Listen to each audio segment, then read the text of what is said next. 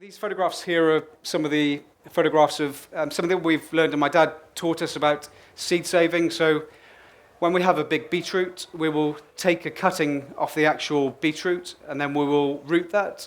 So we use a rooting gel. Some people have said they use wallpaper paste because it's got fungal properties. And then they will root, and it's much easier to manage and to cross-pollinate different strains by having just smaller plants in pots, because if you have like a 40-pound beetroot, it's quite difficult to keep that going because it's likely to rot. We do the same with cabbages. So cabbages will have something which is coming from the end called pups, and those pups will be the ones that we nip off to save for seed for the next year. And this is a photograph of the swede, how we do the swedes, and they're the cabbage seed then. So the cabbage is just starting to flower. So you may well think, what do we do with this veg? There is life after veg, and this is a photograph here. These were exhibited in an art festival in Miami. So there was a guy who did bronze castings and concrete castings of our giant vegetables, and he said, "Do you want them back?" And I said, "Yes, please." And he cooked them, so he put them into his ovens, and yeah, he wasn't a grower. We're fortunate to take part in a BBC program on BBC One with Prince Charles and Camilla. This is a photograph of me being presented with my prize from Camilla and Charles. There's an amazing achievement. We went to Highgrove, and I don't know if you've ever been there or heard about it, but fantastic. And that was for growing Britain's largest marrow. From the pumpkins are turned into giant veg beer. So last year we had a collaboration with Mad Dog Brewery, Alexis, who it's brilliant to see Alexis going from strength to strength. He's a locally based craft brewer. And I've really helped him in terms of growing, in terms of his marketing and with my giant veg. And he's just starting to open up his first pub now, which is brilliant to see, because the pubs in the UK are dying. It's really sad because you have the big corporations who are taking over and charging stupid amounts of leases. And another thing we did was Costa Coffee. So I launched the Costa Coffee Grounds to Grounds program for recycling coffee grounds. So putting coffee grounds around cabbages prevents the slugs they don't like going over there. I don't like coffee myself, but we also did the launch of a hotel chain which is called Alton Towers. And that was basically just a bit of quirky stuff. So what we were able to do is take our giant veg up, and really helped to launch the theme park. And they had this launch up there, which was basically me just in front of some of the log cabins and saying that I'm supplying the Crooked Spoon restaurant with giant vegetables. I don't know how many they could eat, but we were fortunate also to take part in Chelsea Flower Show in 2016 and 2017, where we worked with Tom Smith Plants to create a fantastic garden. This garden here went on for 2 years. And then I don't know if you've ever heard of Raymond Blanc, who's a French chef. He has a restaurant chain and a hotel called Le Manoir in Oxford, in England. But I was talking with him really because people think that giant vegetables are inedible, but they're not. Giant tomatoes, giant onions. So Gordon Ramsay, I don't know if you've heard of Gordon Ramsay, but Gordon Ramsay had one of our onions, and he cut that into slices and made giant onion rings. So it took some munching. But this was me talking to Raymond about the taste of giant vegetables, and now he's growing giant vegetables in his Le Manoir garden. So it's really good to see, and it's really good for promotion of giant veg and trying to get the message out there that it's a real cool thing to do. We also did BBC Children in Need, which is a national Children in Need charity. I talked at CarFest, which Jamie is absolutely fascinated by supercars, and I don't know if you heard of a guy called Chris Evans, but he's a great guy, and he runs this in the north and south of the UK. That was really good just to inspire, and we had our sheep swirling sunflowers and getting the kids growing, taking pots away, and hopefully just developing our future gardeners. And then 2 years ago, we went over to California to the Rare Seeds Expo, and what an event that is. I don't know how long it takes them to make the Tower of Gourds and pumpkins, but we wouldn't get away with that in the UK, but they were really tightly packed, so health and safety would would have us over the coals for that, but none of them fell off. And we also did some work with Japanese TV, NHK. This here is a photograph of myself, and there was 3 interpreters, and it was really, really weird, really, because you're talking with somebody, and then you've got 3 interpreters to the side of you speaking in Japanese, and it's like a delayed laughter. Yeah.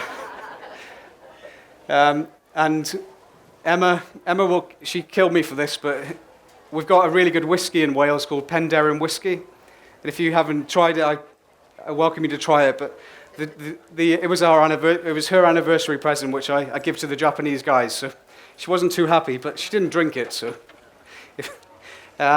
so that there went with them to North Wales. They'd film with the Welsh rugby team, and they come over to talk to me about growing giant leeks. And when I spoke with Misa, she was the production manager in London. I said, how was the whiskey? She said, we drank it in our 4-hour trip up to North Wales. So I don't know if they remembered much of the countryside. But and then she said to me, she said, Kevin, do you want to send some leeks over to Japan? I said, how am I going to do this? I said, it's unseasonal. So she said, we need them in November. So I had her phone up in November, and she said, we need you to send 2 giant leeks over to Japan. And we had to get our DEFRA to inspect them for pests and diseases, and it took 7 days to get over there, and they had a first-class seat on British Airways. So.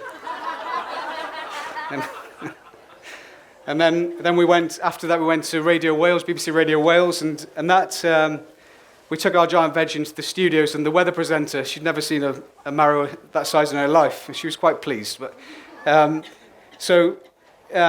remember after we did the radio, all the production team went out, and we were left there with our giant vegetables thinking, how the hell are we going to navigate these through the studios? We took part in BBC Countryfile Diaries, so that was a programme which we did 3 series over in 2016 and 2017 with Paul Martin and Margarita Taylor. So Paul Martin does a programme called Flog It, so he's an antique guy. I don't know, you may well not have heard of him, but what we were doing there is we were having a challenge last year when we grew our world's heaviest chili pepper to challenge Paul to see if he could grow a big chili pepper, and fortunately we won, but it was a real experience for Paul, because I remember the production team, this was in March, and it was a beautiful day in March, and they come to you a week. Have you got any plants? Have you got any seeds? We need to plant them. We need plants. And they don't realize how long plants take to grow. As peppers grow, well, for us, they take about 3 months to get to a decent size to plant out. And I said, have you got a greenhouse? Because we need to have greenhouses. And we have this like a store called Wilco. And she said, we've got an area, we need to grow a pumpkin. Oh, sorry, yeah. We got an area, I need to grow a pumpkin. I said, have you got any pictures? And she sent me some pictures, just grass. And then she gave me the photograph, and she got this greenhouse, which is a rubbish plastic greenhouse, which I don't know what you could grow in that. It was literally about this big.